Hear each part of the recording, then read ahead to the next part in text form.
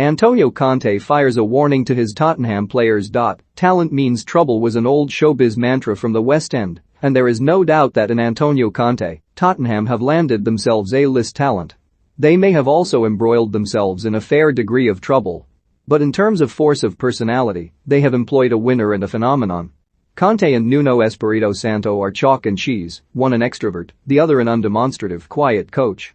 Conte split his suit trousers leaping into the fans to celebrate the first goal of his management at Stamford Bridge, once pulled his calf in another celebration, and will not let a barbed comment from an opposing manager lie. In the modern age, fans enjoy such leadership. His words assault you, said Andrea Pirlo of his team talks at Juventus. He meant it in a good way, but the same phrase might be used for those on the wrong end of a Conte explosion.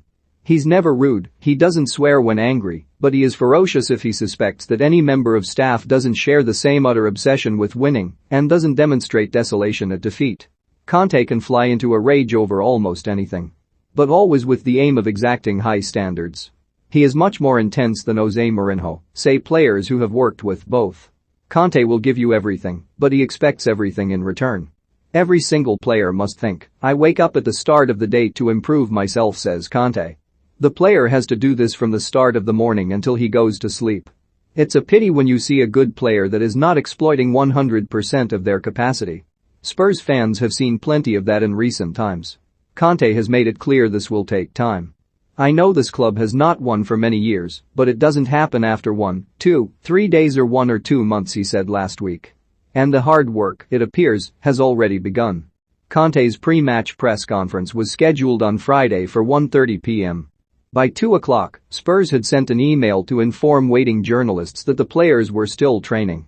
Conte sat down in front of the cameras at 2:32 p.m. Yet he also has charm in abundance. Comfortable and open with the media, he made a point of apologizing for his lateness before anyone could ask a question. Conte made a deep impression on Chelsea staff at Stamford Bridge, learning names and getting to know people.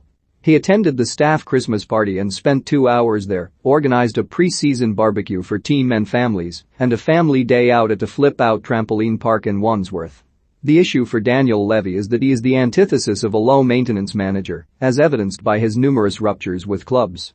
Andrea Agnelli reportedly still hasn't forgiven him for walking out on Juventus when transfer funds weren't made available after he had won the club 3 league titles.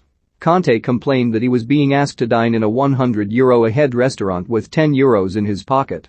His end at Chelsea was bitter and ended in an employment tribunal. Yet those who work with him keep coming back for more, as did Fabio Paratici, the key link in his current deal. Paratici was managing director at Juve, and it seems unlikely Levy alone would have persuaded Conte to make this leap, given that the former Italy boss had rejected Spurs in the summer after taking one look at the transfer budget and the Harry Kane situation.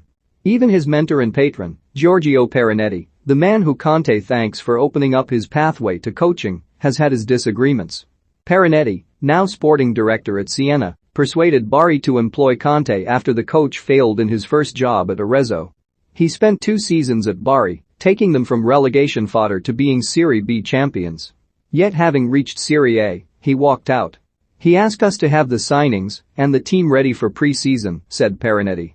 The board said, no, we'll give you a good team, but we need all summer to achieve that.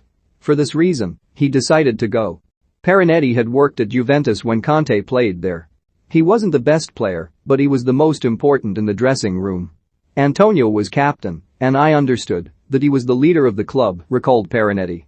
He played with players like Zinedine Zidane, Edgar Davids and Didier Deschamps. But the leader in the midfield was Antonio Conte. That's why I always thought he could be coach. Harry Kane will doubtless like the intensity. He has already hailed the appointment as a show of great ambition. The England captain is a fastidious trainer. In Conte he may well find a soulmate. Plenty of players fall out with him. Willian edited out Conte's face from a photo of Chelsea celebrating the 2018 FA Cup win. In the immediate aftermath of the 2017 title win, Conte texted all the team to say, well done, but work hard over the summer and don't come back overweight. Diego Costa jokingly texted back a beer and lol emoji, to which Conte famously replied, hi Diego, I hope you are well. Thanks for the season we spent together. Good luck for next year, but you are not in my plan. Yet players such as Victor Moses were transformed under Conte, who saw him as a vital link man in patterns of play at wing back. He saw his potential, gave him responsibility and Moses thrived. Conte has a habit of getting the best out of players other managers have given up on. Dele Alli, once one of the most exciting young English players of his generation, has become lost under Mourinho and Nuno. Perhaps, at last, Tanguy Ndombele has found a manager to allow him to shine. "I think my best as a coach is to improve players," says Conte.